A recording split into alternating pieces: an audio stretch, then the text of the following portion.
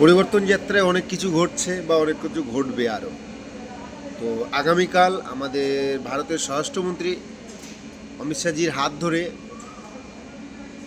Republic বাংলার প্রাক্তন সাংবাদিক সন্তু পাল ওরফে দাদা, আমাদের দাদা, প্রিয় দাদা, বিজেপিতে জয়েন করেছে। তো ফেসবুক খুলে তৃণমূলের কিছু আইটি সেল বলছে কি বিজেপির দালাল, যে এতদিন পরে বোঝা গেছে বিজেপি। হ্যাঁ, দাদা তো বিজেপির ওই কথা বলতো, আমাদের পরেই কথা বলতো, সাধারণ মানুষের হক অধিকারটা নিয়েই তিনি কথা বলতো, কোনো পার্টির হয়ে কথা বলতো না। আর তোমরা যদি বলো হ্যাঁ যে পার্টির হয়ে কথা বলতো, তাহলে সেটা মেনেই নিতে হবে। বাবা তৃণমূল বলেছে ভাই পার্টির হয়ে কথা বলে, এটা তো মানতেই হবে।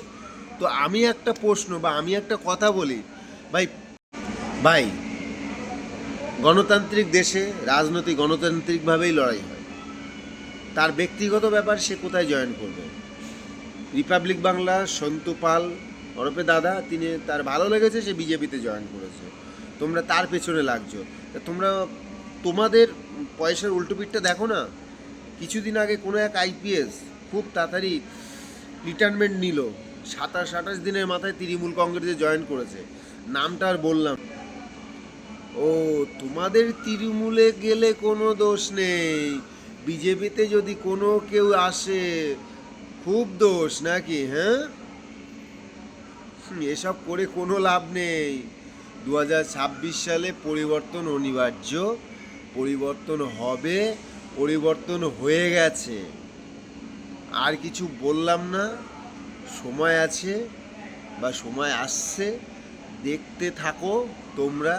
তৃণমূলের বিদায় ঘণ্টা বেজে গেছে, তৃণমূল আর 2026-এ আসছে না। ভারতীয় জনতা পার্টির সরকার, আমাদের রাজ্যের বিরোধী দলনেতা শুভেন্দু অধিকারী মহাশয় পার্টি বহু সংখ্যক আসন নিয়ে, সেইটা নিয়ে ভাবো তোমরা বাবা। কে কোথায় জয়েন করলো এটা নিয়ে ভাবার দরকার নেই, ঠিক আছে?